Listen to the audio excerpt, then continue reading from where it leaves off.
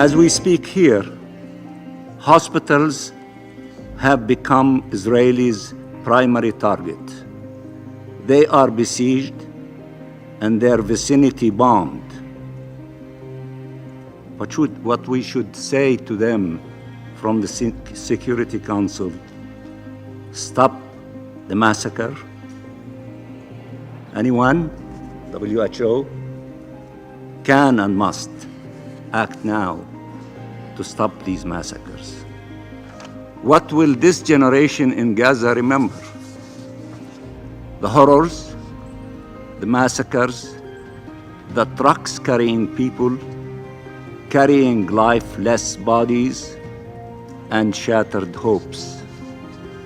They will remember walking with a small bag to fit the remains of life. Children injured, orphaned, traumatized, walking distances they should never explore, between death and displacement, between loss and loss. Our entire life, we scream but cannot be heard.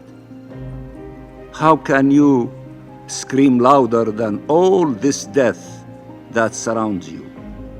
How can you scream louder than the noise of the bombardments? Small children carrying burdens that would break the shoulders of strong men. Discovering the meaning of death before enjoying the taste of life. They are standing up, but everything else within them and around them has crumbled. The same suffering that traumatized my generation is now tormenting yet another Palestinian generation. We often said at that time, if the world knew, if it had witnessed our pain, if it had seen an entire people being killed and uprooted, it would have never allowed it to happen. We were so wrong. It did not matter that the massacres in Gaza are being reported live. To be fair, the killer never hid his intentions, hiding his intentions. He spoke of mighty vengeance and human animals, describing us, and declared he would impose a terrifying siege on 2.3 million people, more than half of them children, more than 1.1 million children, flagrant collective punishment of an entire people. He called for the release of 200 hostages, while taking over 2 million hostages in the process. He demanded condemnation of the killing of 1,000 Israeli civilians and killed 10,000 Palestinian civilians in the process. He proclaimed his right to self-defense while occupying, colonizing, and denying every right to the Palestinian people, including our right to self-determination and to protection and to defend ourselves. He preached of the need to prevent the destruction of Israel while continuing his campaign to destroy Palestine. He rejected any insinuation that Israel was not upholding the laws of war while committing war crimes and crimes against humanity on camera, and while his representatives were unable to hide their genocidal intent. Where should Palestinians go? To the sea or out of the Gaza Strip? Israel begins surprise. Why are they staying?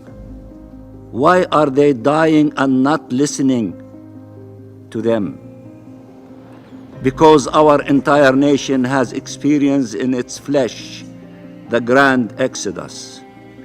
Even when facing imminent death, it hesitates before leaving. It is our national trauma. So they bomb and bomb and bomb civilians, children, and civilian infrastructure. They deprive our people of the objects essential for their survival. But don't you dare accuse them of forced transfer. Forget about the memo by the Israeli Ministry of Intelligence that says they want to displace us out of Gaza. Forget about the statement of their foreign minister about the fact Gaza would shrink after the war. Forget about the map that Netanyahu held in the General Assembly with Gaza and the West Bank, including East Jerusalem and the Golan Heights, as part of Israel. Forget about the confession of Netanyahu that they intend to retain security control over Gaza. Forget the chants of their soldiers. Forget the speeches of their leaders. They are telling you, we just want the Palestinians to go south for their safety. Never mind that some Palestinians have made it all the way to Rafah and are still being bombed. What is south of Rafah? I wonder. They want us out of our country, out of our land. Their strategic enemy is the independence of our state, the freedom of our people. The only options they have ever given us: submit, leave or die, or in international legal terms, apartheid, ethnic cleansing, or genocide. Gaza has shown this is shocking terms. And in the West Bank, including East Jerusalem, Israeli occupation forces and settlers killed 350 Palestinians since the beginning of the year, half of them in the last month, and forcibly displaced hundreds more Palestinians, seizing large areas of land.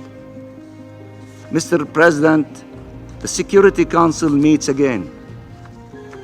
I count our meetings in Palestinian death, in devastations and destruction.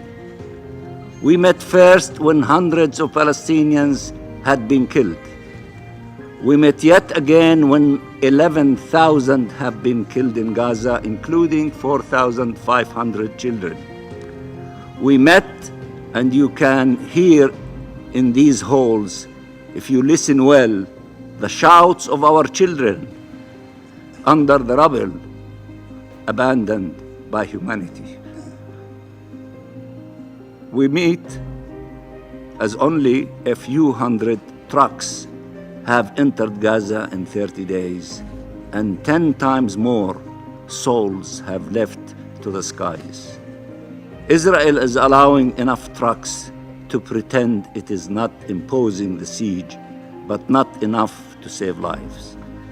Israel is implementing imaginary humanitarian pauses whose only goal is to force people to flee, not to offer them some relief that their survival is guaranteed.